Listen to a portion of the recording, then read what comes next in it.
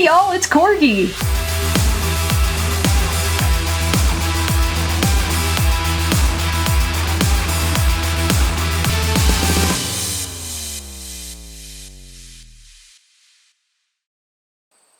Hey y'all, it's Corgi. Welcome back to Beacon Pines. We made a bit of a mistake last time, and we're gonna go back and choose a different outcome and see how that plays out.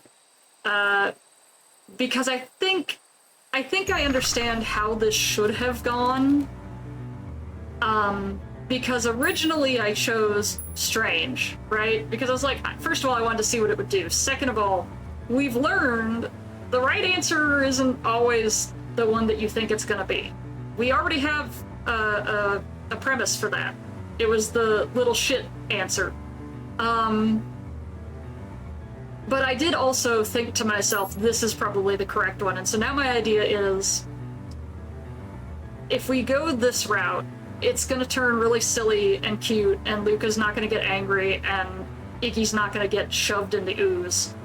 Which, I'm not gonna lie, he still deserves, but that's not the way we want this story to go. We already found out what happens when we do that, so... Alright, let's do it.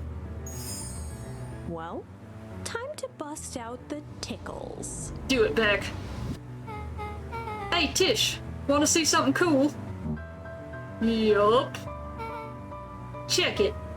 Beck lunged forward and began to tickle under Tish's arms. Oh, we're not even getting Iggy. Alright. What the? Tish, is she tickling you? Yup. Yup. Yup. Tears began to form in Tish's eyes as she gasped for breath between gales of laughter. Yup. Yup. Yup. Beck redoubled her efforts until Tish finally had enough. Hey up! What just happened? She seems nice. Sorry for the interruption. I think you were just threatening us. Iggy's eyes darted around, a realization dawning on his face that he was now outnumbered. Yeah, see, typical bully. You can't do it on your own, can you little coward? You need your big bad muscle to back you up. I just remembered I have somewhere to be. Mm-hmm.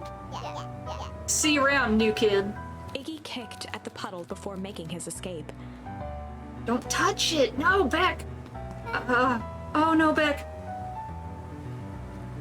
Whoa. What little creep. Beck, I think you got a little ooze in your hair. Beck shook the ooze out of her hair as Gross. best as she could. Yuck. Oh, whoa, that looks so cool! Is it bad? It depends. What are your feelings about having a more mature, refined look? Oh god.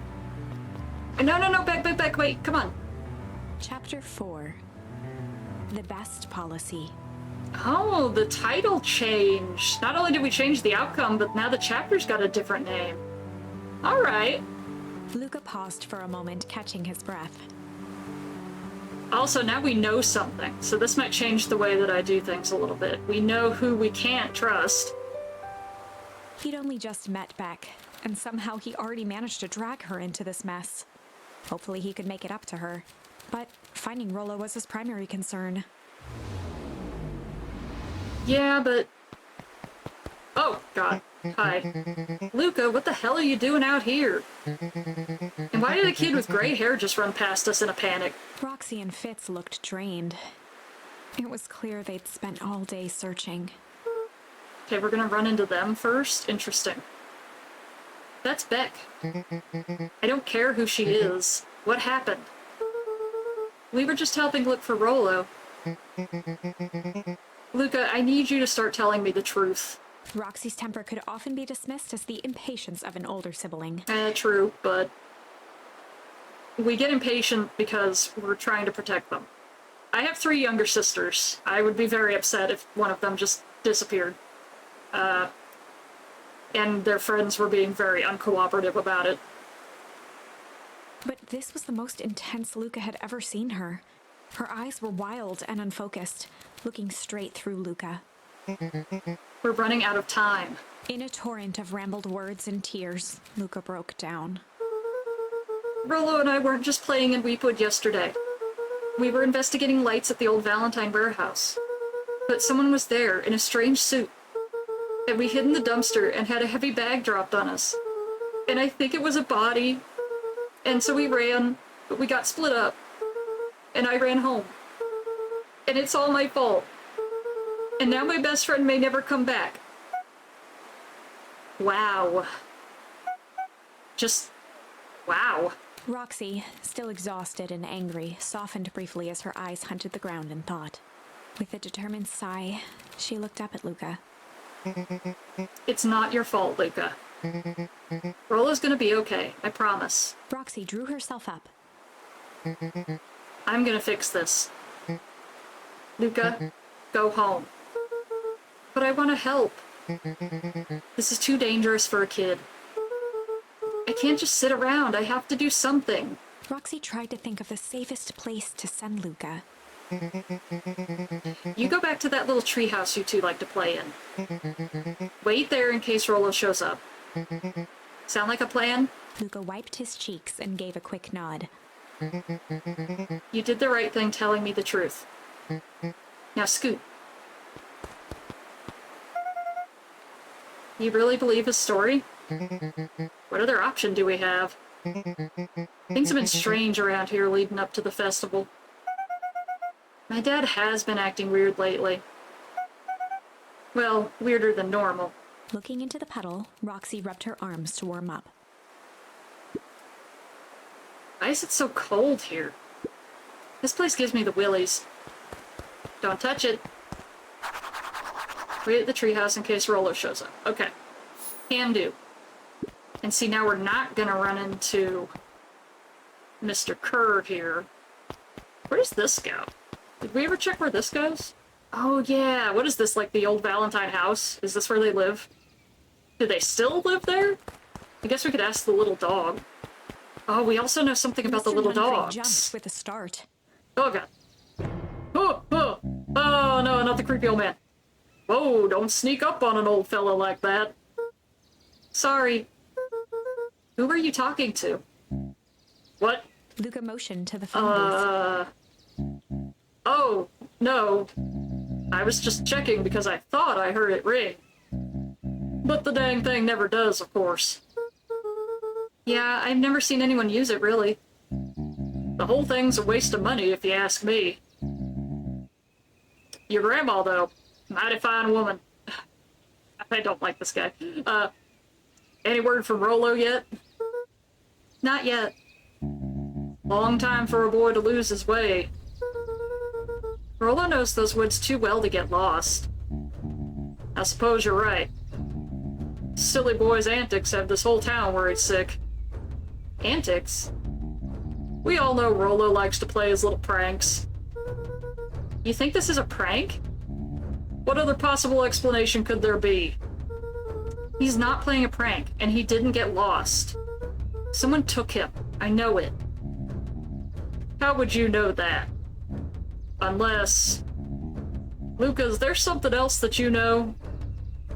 Mr. Nuncreed gently placed one of his substantial hands on Luca's shoulder.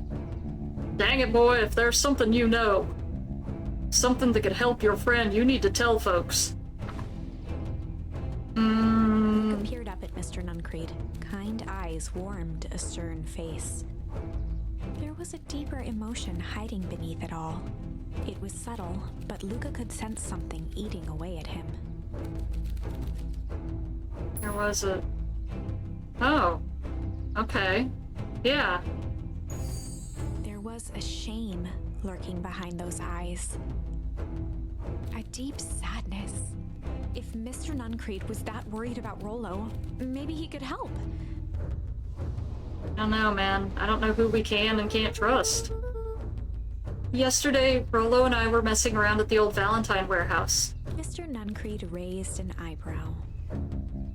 Both of you? You were with Rollo when he went missing? Not exactly. I was hiding in the dumpster. The dumpster?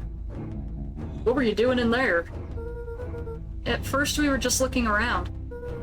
Then someone in a strange yellow suit came and dumped something on us.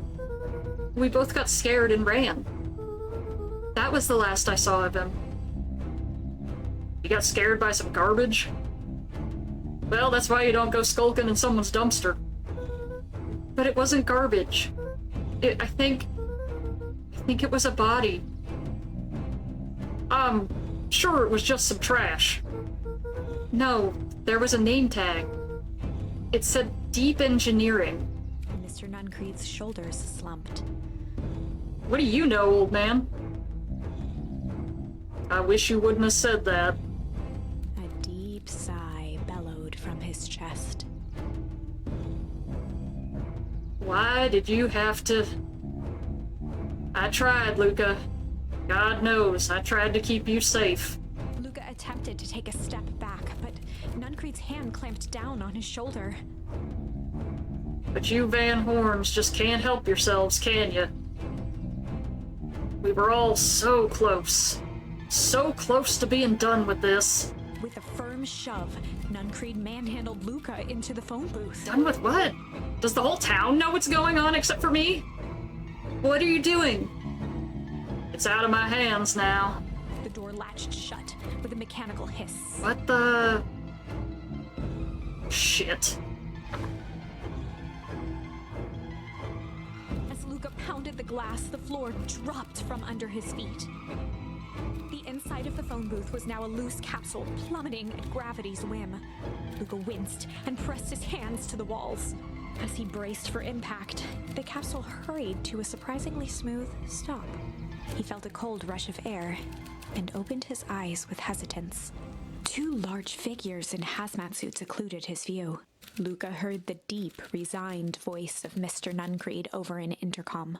He knows too much. The end. What do you mean the end?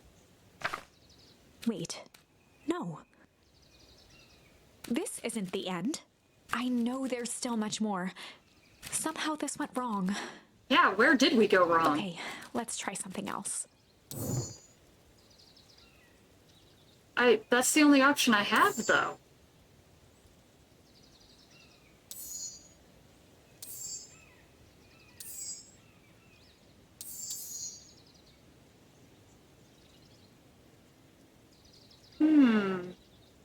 Real quick, what do you say we try that now that it gives us the option? But hold on, I want to see the others. Yeah, now that we have a second option there, should we see if it does anything, or...